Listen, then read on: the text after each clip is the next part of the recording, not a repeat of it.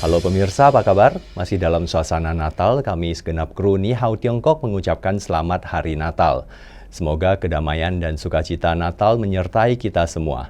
Seperti biasa, bersama saya Andy Chu, kami telah menyiapkan beragam informasi aktual dan menarik seputar Tiongkok dalam Ni Hao Tiongkok. Segera kita mulai berita yang pertama. Menurut data terbaru dari Biro Statistik Nasional Tiongkok, perekonomian industri Tiongkok menunjukkan tren peningkatan yang stabil tahun ini.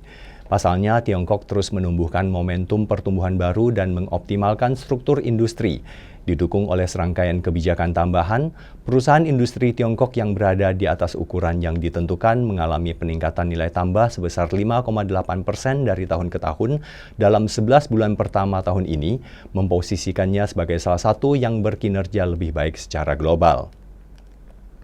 Sektor manufaktur peralatan dan manufaktur berteknologi tinggi Tiongkok juga mengalami pertumbuhan yang lebih tinggi lagi.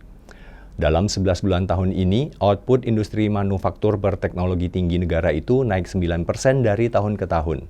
Laju pertumbuhan tersebut melampaui output industri secara keseluruhan sebesar 3,2 poin persentase selama periode yang sama. Pada bulan November 2024 saja, produksi kendaraan energi baru, robot industri, dan produk sirkuit terpadu Tiongkok melonjak masing-masing sebesar 51,1%, 29,3%, dan 8,7% dari tahun ke tahun yang menjadi titik terang utama dalam transisi hijau menyeluruh Tiongkok. Nilai tambah industri manufaktur peralatan Tiongkok juga mencakup lebih dari 30% dari semua industri di atas ukuran yang ditentukan selama 21 bulan berturut-turut.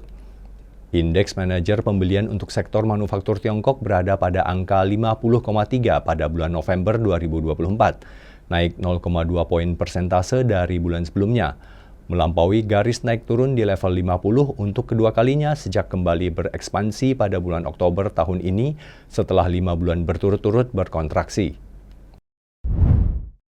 Menurut Cai Jin, Presiden Federasi Logistik Pembelian Tiongkok, sektor logistik sosial Tiongkok telah mempertahankan momentum pertumbuhan yang stabil pada tahun 2024 berkat permintaan logistik yang besar yang dirilis di tengah pemulihan ekonomi.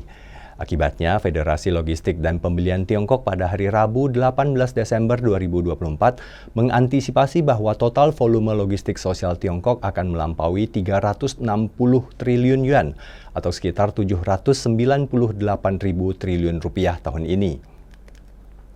Dari perspektif struktural, fundamental logistik di bidang pertanian, industri, impor, lembaga, dan barang-barang produk telah menunjukkan ketahanan yang baik dengan tingkat pertumbuhan yang stabil.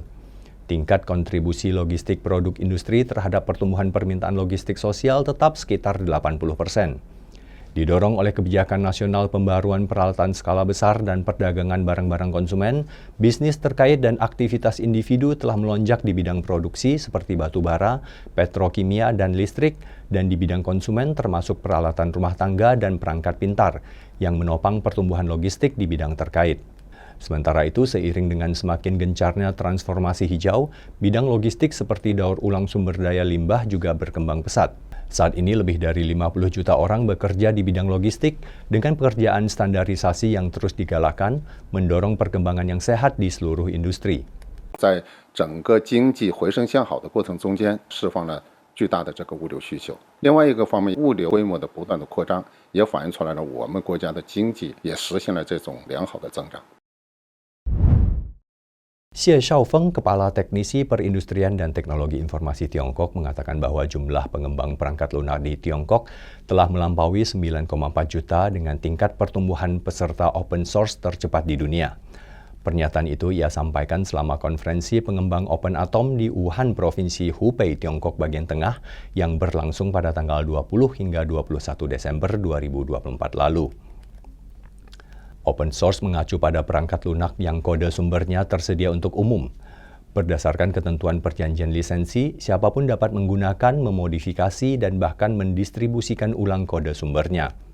Saat ini open source mencakup hampir semua aspek pengembangan perangkat lunak dengan 97% pengembang perangkat lunak dan 99% perusahaan di seluruh dunia menggunakan perangkat lunak open source. Harmony OS atau Hongmeng dalam bahasa Mandarin adalah salah satu sistem operasi open source. Sistem yang pertama kali diluncurkan pada Agustus 2019 ini dirancang untuk berbagai perangkat dan skenario, termasuk layar pintar, tablet, perangkat yang dapat dikenakan, dan mobil.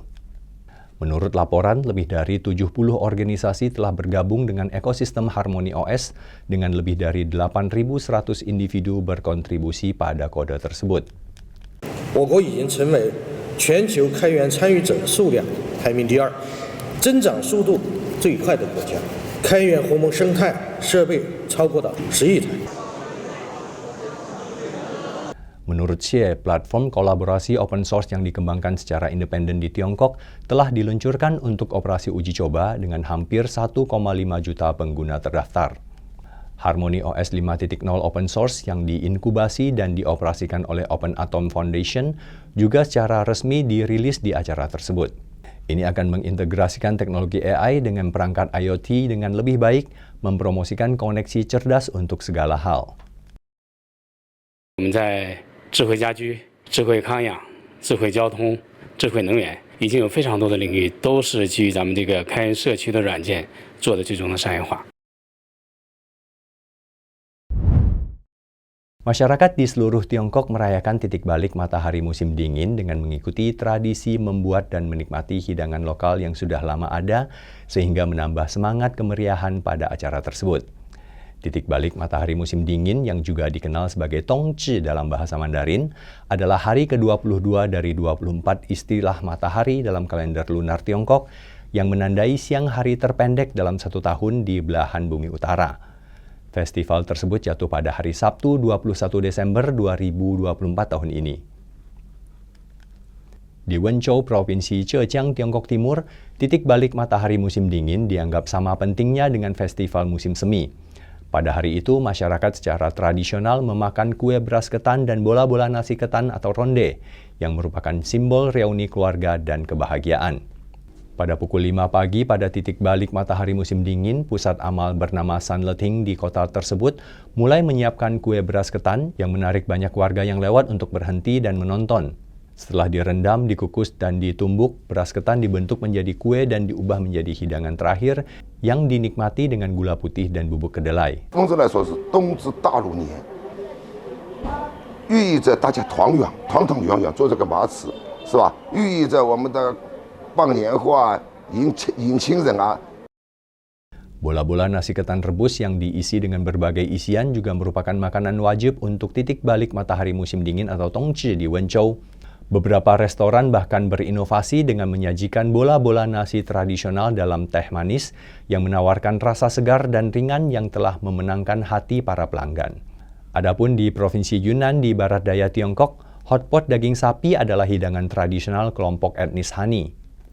Sedangkan di daerah otonomi Mojiang Hani, kota Pu'er, sebuah festival makanan yang meriah diadakan untuk merayakan titik balik matahari musim dingin dengan panci-panci sup daging sapi yang mendesis memenuhi udara dengan aroma yang menggoda yang menarik banyak penduduk setempat dan pengunjung.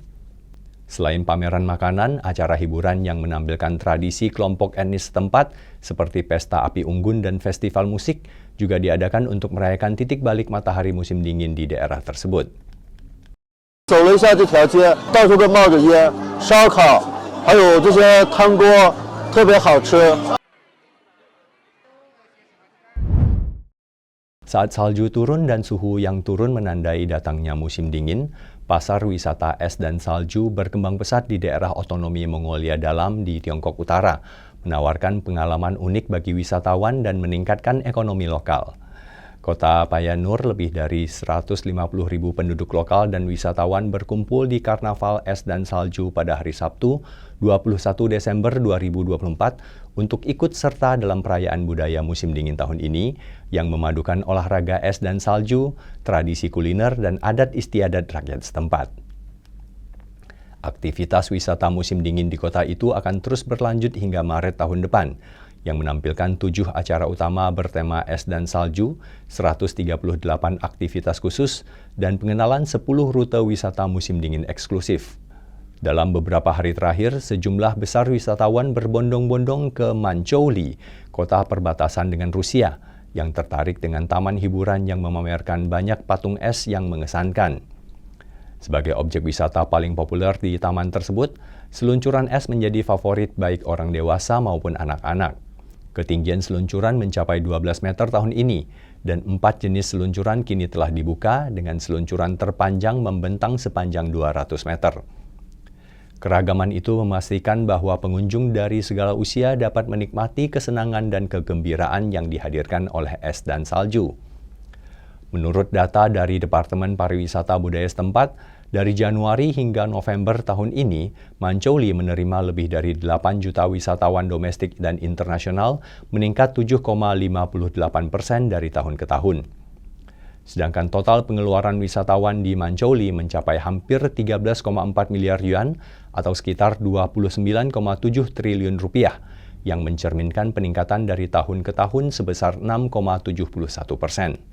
我们可以追逐冰雪，体验北国风情，让我们感受到了冰雪运动的快乐和刺激，非常开心。 Pemirsa, usai sudah perjumpaan kita kali ini. Semoga sajian berita dan informasi tadi bisa menambah wawasan dan pengetahuan kita. Sekali lagi kami ucapkan selamat Hari Natal. Semoga Natal ini membawa kebahagiaan, kedamaian, dan kasih bagi kita dan keluarga.